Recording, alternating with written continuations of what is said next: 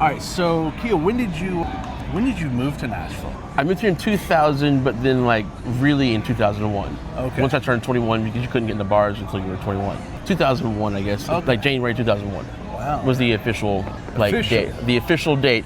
Came here and didn't leave. Who did you know when you moved here? Did you know anyone? I did. Strangely enough, here I knew Lee Kelley, Victor Wooten, J.D. Blair, Joe Wooten, Reggie Wooten, and Neoshi Jackson. That's who I knew when I moved here. And yeah, and I moved in. Oh, and then I should say that I knew those guys. And then my dad had a buddy who had a band here, who hired me pretty fast, like within like a month of being here. I got the gig real fast, and people were really cool. Yeah. And I did it for about a year and a half, and then I got my first country gig, and then I started doing the country touring thing with the guy named Wade Hayes. And then it just kind of went downhill, uphill, downhill, uphill, you know. Yeah. So, yeah. Hey, so when you moved out here, what was the goal? Like, okay, I'm going to go to Nashville because I want to do this. Initially, I just wanted to be in the music business. So I moved here to be a drum tech. Okay. That's why I didn't have a gig. So I moved here basically because I was like, I love gear, but I didn't think I was good enough to play. Okay. So I decided that I would learn how to be like a nerd and like tune drums, take them apart, do all the things. Right. And then I got here, sat in with bands, and never worked as a tech. What was your first real gig? Like where you were like, okay, man, I finally got a gig. What was that? I think the first real gig I had was National Star, the TV show. Okay. And it was like, boom, I have a gig. It was short-lived. I was only there for 2 weeks and I got replaced. But right after that, I got the gig with Rodney Crowell. And that was like the moment of like, okay, you're the guy. You know, I mean, because like in the band at that time was like Michael Rhodes, you have Jed Hughes, you had Will Kimbrough, Denny Bigsby, you know, Marsha Ramirez. Like that was a revolving, Albert Lee. You know, just a recurring cast of like who's who. Even like Lucas would come out and play sometimes, which is hilarious. But yeah, that was the moment, and people were like, "Oh, this guy, he's good. Like this guy's the guy who can hire anybody. Hired this dude, and not because he was the only person available." So yeah. And how old were you when you got that gig? 24. Damn, bro. That's like, you're playing with some major people at 24. Crazy. Okay. It was a bit nuts, but yeah. So I was 24 and then did that gig for 10 years, basically off and on, and did a bunch of stuff in between that.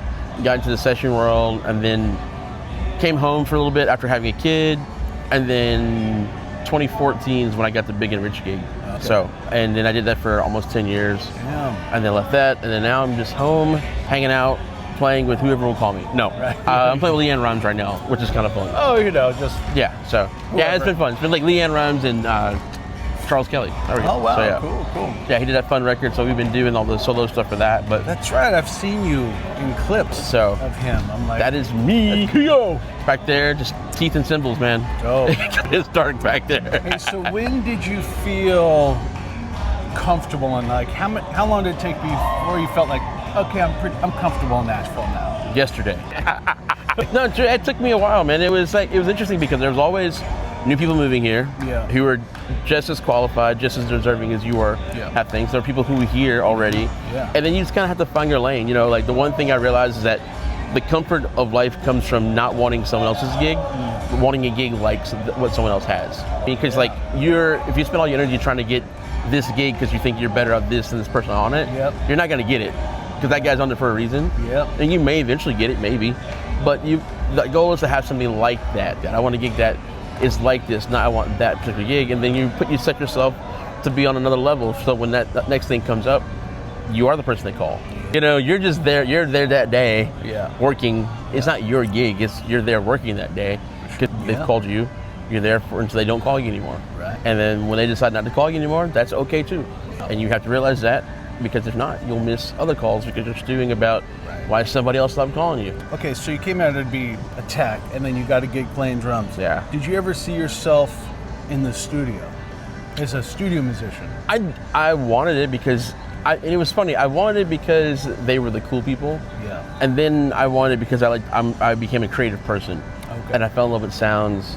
And then I was like, I would listen to records. I mean, because from learning songs, I would listen to the drums and wonder how they were recorded. Okay. And then I met Eddie Bayers, and he was like, hey man, like come to these sessions I'm doing and come watch and see what we're doing. And he did. And then eventually he was like, I can't make this session. Do you want to do it? And so that happened. I mean, that was I was like 22 or so when it happened, which is essentially what led me to everything else, because I met him fairly early. Wow. And so then, I met him and a bunch, Mark Beckett and Paul Lyon and Chad, Shannon, all those guys, and McHugh. I met those guys really early on, and just kind of was like, I want to do this. And then I realized that as dumb as it sounds, like I wanted to have something that if I had kids, I have kids now, but at that time I was like, if I had kids, I'd want my kid to be able to listen to something I played on. That was the only goal, and I still have that only goal for like doing sessions, is like to play on something that hopefully my kid will like and will listen and be like, hey, that's my dad.